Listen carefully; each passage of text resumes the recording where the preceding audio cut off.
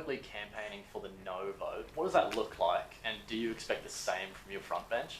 Well, for me, I'm driven, to be honest, I think I'm fairly transparent. I'm driven by what is in our country's best interests.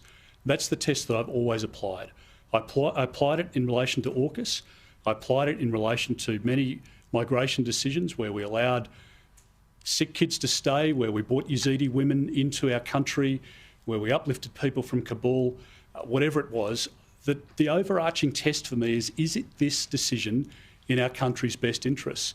And honestly, after having studied this issue for months and months, after having spoken to literally hundreds of people around the country, after visiting very desperate situations in some regional communities, I do not believe that the Canberra Voice is in our country's best interests.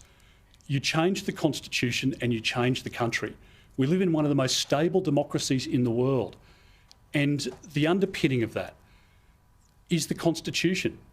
It's the rule book, if you like. And I know that people are motivated by sort of a feel-good or a vibe. I understand that, but you need to dig a bit deeper and look at what it is that's being proposed here.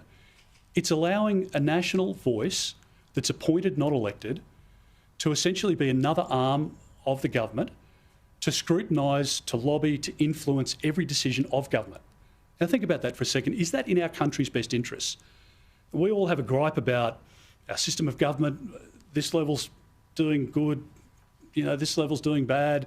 There are all sorts of debates around public policy, and that's a healthy thing.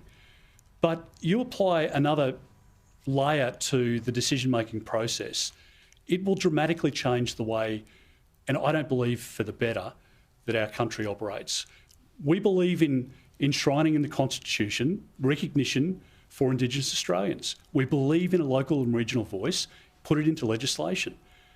Stop the excesses of a Canberra Voice. We don't want a Canberra Voice having a say on defence, on the RBA decisions around interest rates, on environmental approvals and outcomes, on every element of a government decision making under this proposal by Mr Albanese is going to be affected.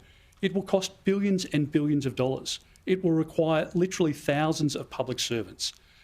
And is that what Australians have in mind? I don't think they do. I think at a superficial level, people understand that we need a better outcome for Indigenous Australians. We all have that in our hearts.